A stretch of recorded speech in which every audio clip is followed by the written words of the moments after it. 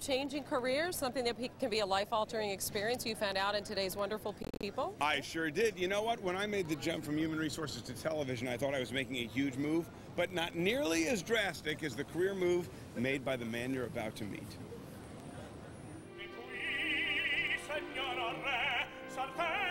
Stop. And don't touch the remote. If you think this is a profile of yet another pompous opera star, think again. This man is anything but typical. Because before Carl Tanner was belting out arias, he was busting down doors as a bounty hunter. Bad to the bone. What must it be like to be sitting backstage and talking with Placido Domingo? When Placido read in the Washington Times that I was a bounty hunter, he came to my dressing room one night and he said, "Are you serious?"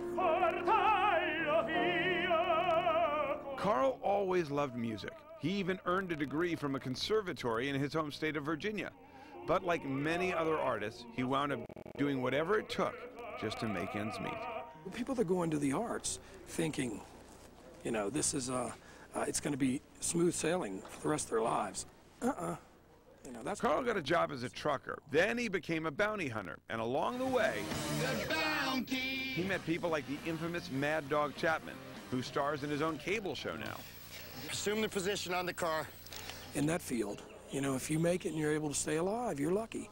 And he's one of the good guys in the field. How do you become an opera star from being a bounty hunter? I mean, literally, I got shot at, and then I chased a guy out the window, and then I thought, you know what, my number's coming, you know. So 2 weeks later, I was driving my truck, and I decided to move to New York to pursue opera. It took him about 10 years to go from working class to world class. Now he performs on the most celebrated stages, including the Kennedy Center, La Scala, and the Royal Opera House in London. He returns this summer to the Santa Fe Opera, where he first apprenticed. He's already a world-class singer, but I think he's going to probably become a great star. Even with the glamour of his new life, he hasn't forgotten his old one. He still enjoys target practice and relies on his old bounty hunter bravado when necessary. Are there ever times now when you're on stage performing with one of these divas or dealing with someone who's high-strung in a performance where you want to go back to your bounty hunter days, kick a head against a wall and throw them in a car? Actually, not in performance. Not in performance. Some of the rehearsal process that gets tedious. I mean, I've worked with some divas that won't show up for rehearsal. And, you know, I've learned that I just do my job, and then when they come, I make it as difficult as possible on them. But sometimes even this man, with the fearsome voice, suffers from stage fright.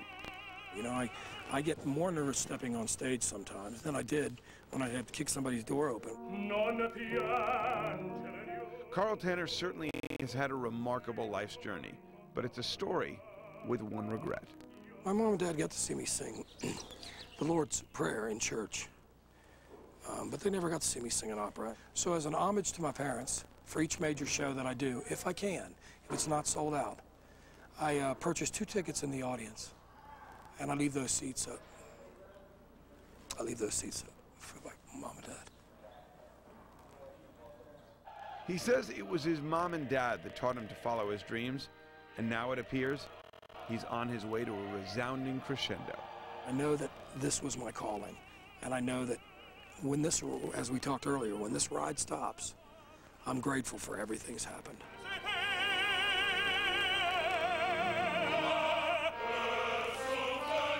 How's that for a high note? Carl is going to be at the Santa Fe Opera through the summer and will perform in Tokyo this fall. And in fact, he's one of the busiest opera performers in the world. He is booked until the year 2009. Oh my gosh, that's an incredible story. It's great. It's great. It shows how much you can achieve if you're driven and focused and willing to go along on the ride. It takes a lot of courage to change your life in midstream, Sure doesn't does. it? Dave, I know you picked someone out of the audience to compete in Chic on a Shoestring, right? Felicity Wood All is going to right. be with us. So Felicity is going to compete against us. We're going to take a look at a Chic on a Shoestring that can turn almost any guy into a sharp-dressed man like Dave here and save you lots of